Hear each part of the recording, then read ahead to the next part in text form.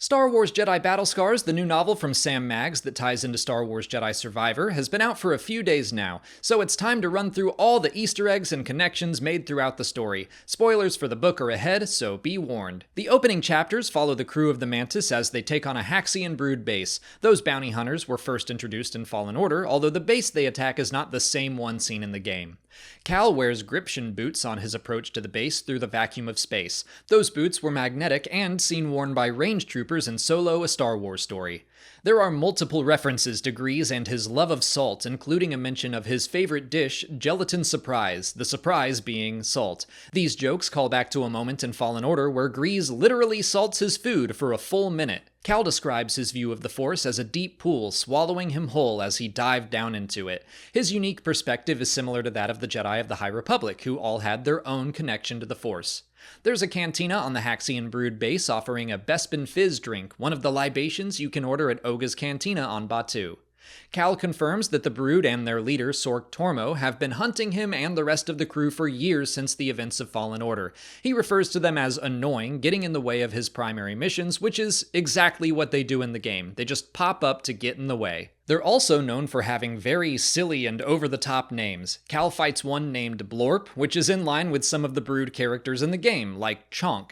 Cal thinks back to the time he rode a Chirodactyl, which is one of the boss fights on Dathomir, specifically the Chirodactyl named Gorgara.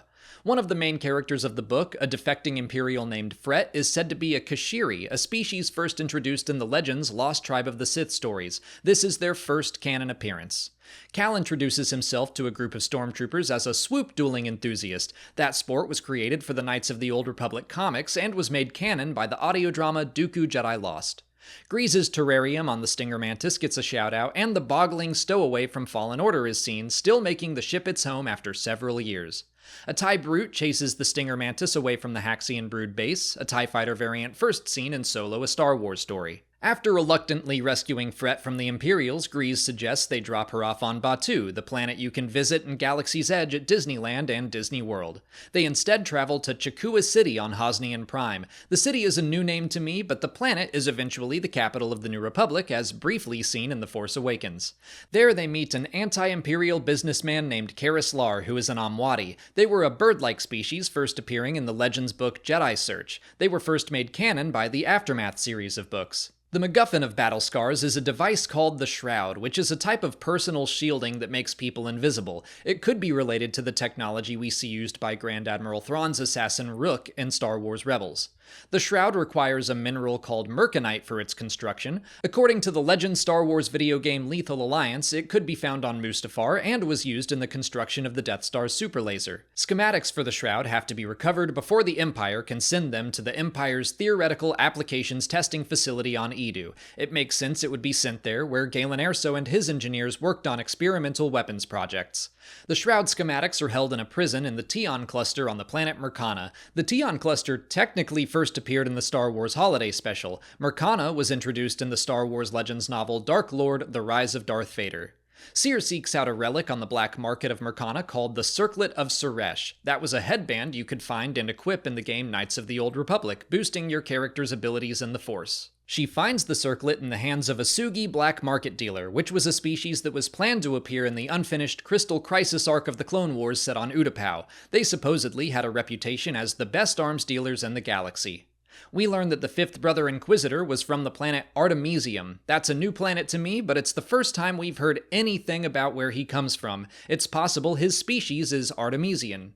Marin mentions having a pet bramble lynx on Dathomir. That's a new creature as far as I can tell, but I like the idea of her having a domesticated wildcat of some kind as a child. They sound dangerous too, because they apparently have a taste for Nidak blood, some of the scarier enemies to face in Fallen Order. Marin notes that Fret smells like arisa, a spicy food first seen in The Phantom Menace.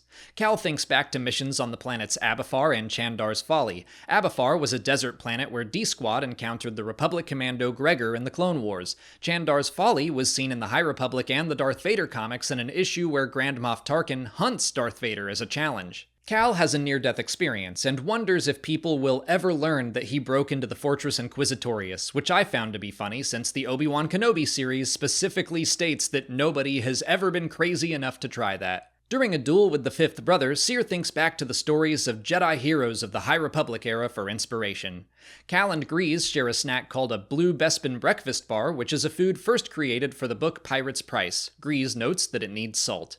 And finally, near the end of the story, Grease and Seer watch a mission play out over hologram, and the Latero pilot munches on what he calls his favorite salty snack, little fluffy crunchy things that he made sure to pay extra for in the best flavors. I would assume that's popcorn, or what Star Wars would call Mantell mix or Outpost mix.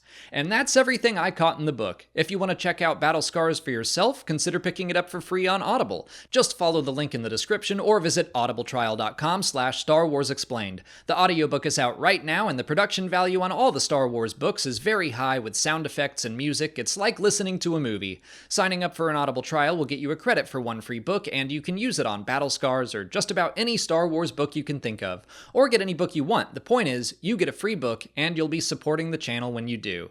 If you haven't already, please like this video, subscribe to the channel to keep up with all our Star Wars coverage, follow us on TikTok, Twitter, and Instagram, and consider checking out our Patreon page. As always, thanks for watching, and may the Force be with you.